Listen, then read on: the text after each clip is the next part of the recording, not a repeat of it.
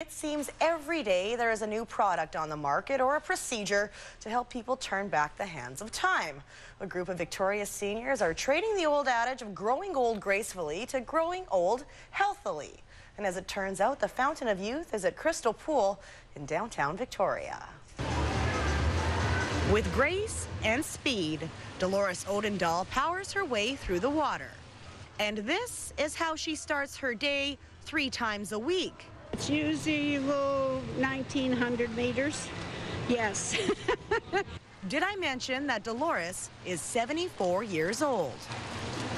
My stress level is way down. Physically fit, I find that I'm doing much better in swim meets.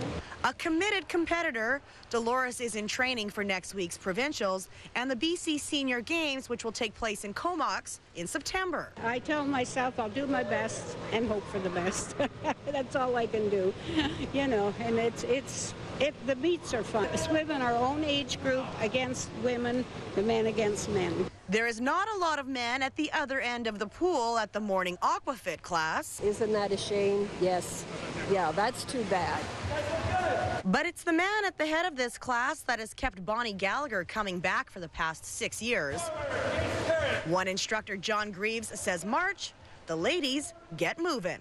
John is so good. He explains to you as you're gasping for breath that what you're doing is exercising every muscle in your body, and so of course you do it more. I heard that you're a pretty popular guy among the ladies.